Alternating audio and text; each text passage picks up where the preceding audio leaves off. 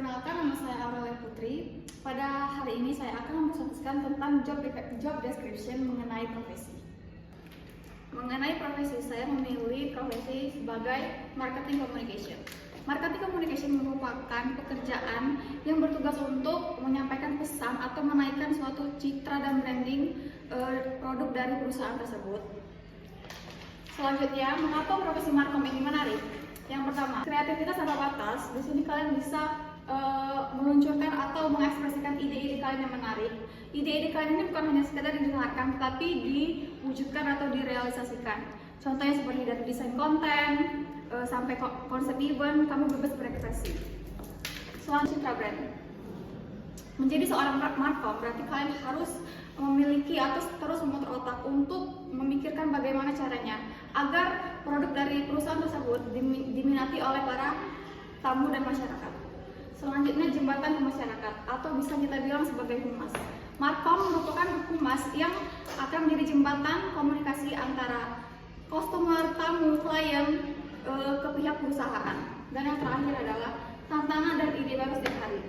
Jika kalian menjadi seorang markom, kalian akan menemukan atau banyak mengeksplor tantangan-tantangan baru serta pekerjaan-pekerjaan yang pastinya tidak akan membosankan. Citra brand. Menjadi seorang markom berarti kalian harus memiliki atau terus memutar otak untuk memikirkan bagaimana caranya agar produk dari perusahaan tersebut diminati oleh para tamu dan masyarakat.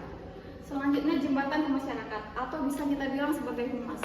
Markom merupakan humas yang akan menjadi jembatan komunikasi antara customer, tamu, klien ke pihak perusahaan. Dan yang terakhir adalah tantangan dan ide baru setiap hari. Jika kalian menjadi seorang markom, kalian akan menemukan atau banyak mengeksplor tantangan-tantangan baru serta pekerjaan-pekerjaan yang pastinya tidak akan membosankan. Next, ini adalah skill yang harus dimiliki seorang markom. Yang pertama adalah kreativitas dan inovasi. Markom butuh pikiran segar dan pikiran yang jernih serta dia harus peka terhadap tren-tren yang viral karena itu adalah merupakan kunci dia membuat suatu konten yang akan menarik tamu atau masyarakat. Yang kedua adalah kemampuan desain grafis. Kemampuan ini biasanya digunakan markom dalam mendesain suatu flyer atau promo-promo produk tersebut.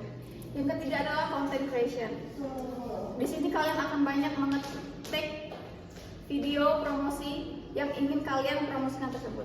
Yang keempat ada copywriting dan storytelling. Guna menguasai skill ini karena seorang markom akan banyak membuat press release yang akan diluncurkan ke media agar menarik minat masyarakat. Selanjutnya adalah analisis media dan tren sosial.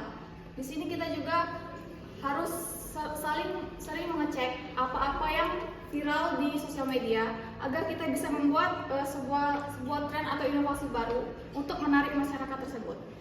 Dan yang terakhir adalah komunikasi interpersonal yang kuat. Jadi di sini seorang markom itu harus membangun relasi dengan media luar maupun media di dalam perusahaan tersebut guna untuk bekerja sama tim agar branding yang diluncurkan itu dapat berjalan dengan lancar. Selanjutnya adalah tugas-tugas seorang markom. Yang pertama, membuat konten kreatif.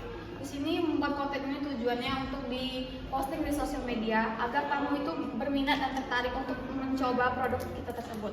Yang kedua adalah mengelola sosial media. Di sini juga kita harus menjadwalkan jadwal posting dan harus mengecek apakah followers tersebut tertarik dengan produk kita atau tidak.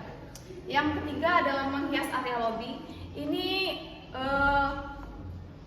kita bisa dekor ini sesuai dengan event-event yang sedang berlangsung, contohnya seperti 17 Agustus, Natal, ataupun Hari Raya Idul Fitri. Selanjutnya, next.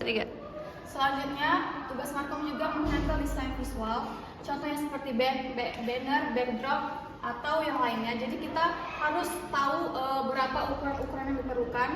Dan selanjutnya koordinasi event dan kolaborasi.